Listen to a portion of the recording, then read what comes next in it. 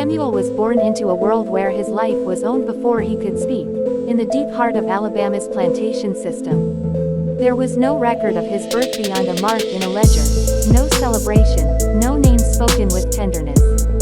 From his earliest years, he learned that silence was safer than questions and obedience was survival.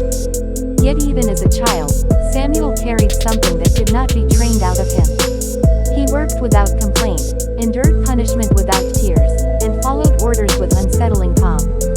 That calm disturbed the overseers more than anger ever could, because it suggested a mind that had not surrendered. Samuel's first escape was both daring and deliberate, though it was dismissed by his masters as the desperate act of a frightened boy.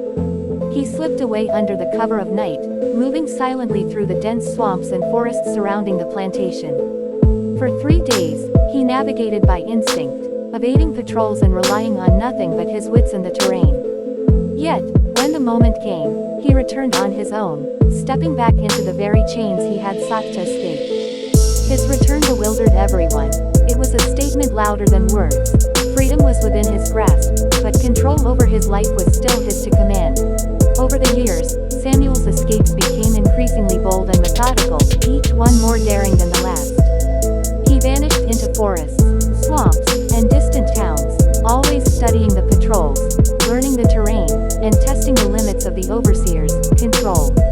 13 times he slipped away, disappearing for days, sometimes weeks, only to return unscathed.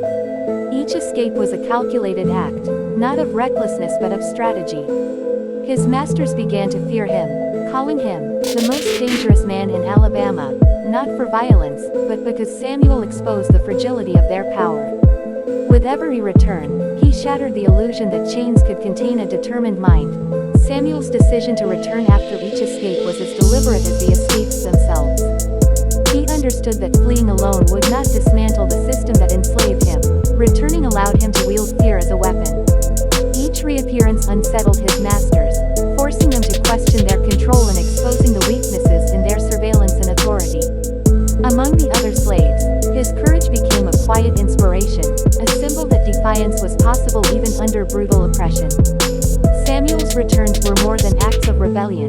They were psychological statements, asserting that while his body could be owned, his mind, his will, and his freedom to act remained untouchable. After his 13th escape, Samuel's trail fades from the records, but the legend he left behind endured. Some say he finally vanished into true freedom, never to be seen again. Others believe he stayed, quietly observing the crumbling system he had defied so many times. What remains undeniable is the mark he left on